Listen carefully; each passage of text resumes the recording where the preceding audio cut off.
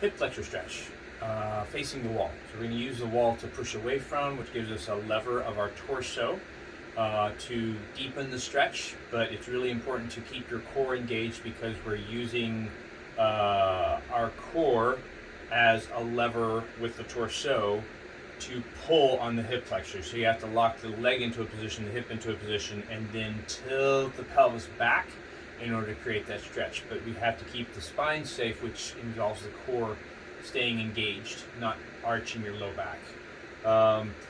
Also, with any stretch, you always want to go just to the edge of discomfort, never into any pain. So make sure that you monitor exactly how far you're taking that stretch. Don't go into pain. So hip flexor stretch at the wall. You're going to put one foot toes to the wall, knee to the wall. The other foot goes way back behind you, heel off the ground, toes pointed straight forward. You don't want to have your toes turned out. So this puts your face in the wall pretty solidly here. Make sure that your pelvis is parallel or perpendicular to the front leg, parallel to the wall.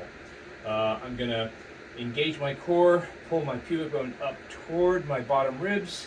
Try to keep that as I push away from the wall, taking my pelvis with me, and that's as far as I need to go because I have a nice deep stretch here in the front of the hip.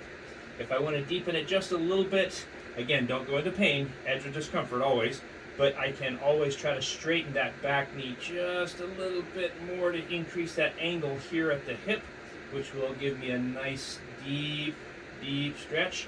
Hang out there for a minimum of 30 seconds. Generally more like a minute to 2 minutes on each side. Static stretching is always most effective after exercise, after practice, after workout, after competition. That's when you're going to get the most benefit from your static stretches.